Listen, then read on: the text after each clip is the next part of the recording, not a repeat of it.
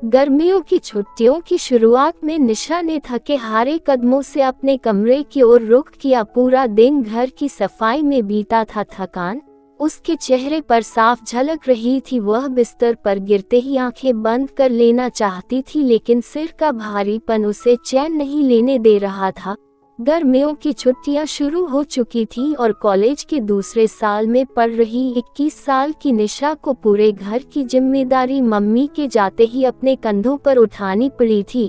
काम वाली भी छुट्टी पर थी और घर के काम से निशा को वैसे ही चिढ़ थी। वह अपने सिर की मालिश करते हुए सोच ही रही थी कि कैसे इतने काम पूरे करेगी। तभी छोटे भाई आकाश की आवाज सुनाई दी। क्या हुआ दीदी, तबीयत ठीक है? आकाश कमरे में घुसते हुए बोला।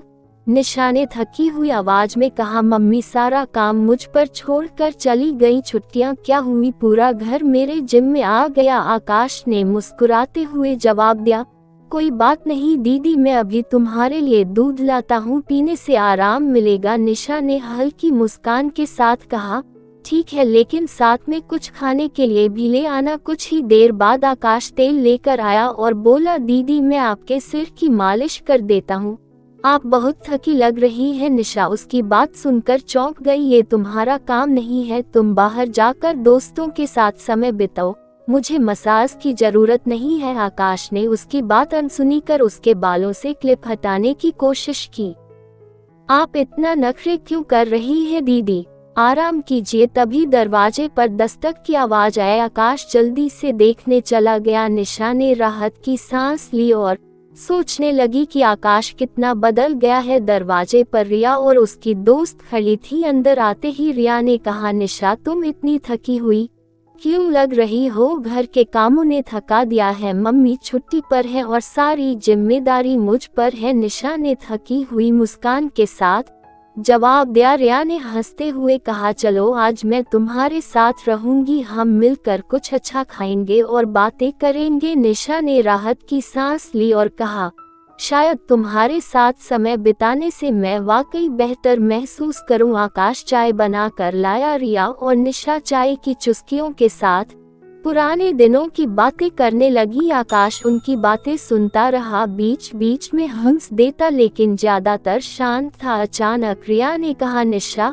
हमने कभी सोचा था कि हम इतने बड़े हो जाएंगे और जिम्मेदारियां इतनी बढ़ जाएंगी। सच में रिया, पहले सब कितना मजेदार और आसान था, अब तो लगता है कहीं दूर भाग जाऊं। आकाश ने बीच में कहा, दीदी अगर चाहो तो मैं मम्मी से बात करूंगा, तुम कुछ दिनों के लिए रिया के साथ घूमने चली जाओ, मैं सब संभाल लूंगा। निशा उसकी बात पर हंसते हुए बोली, तू क्या संभालेगा, घर संभालना इतना आसान नहीं है।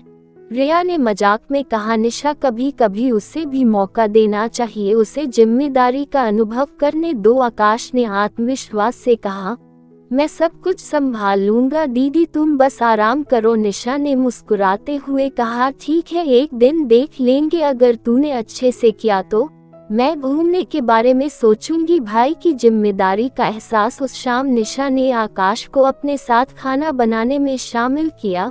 आकाश ने सब्जियां काटी और निशा ने रोटियां बेली। रिया उन्हें देख देख कर हंस रही थी। आकाश अब तुम सच में बड़े हो गए हो, रिया ने कहा।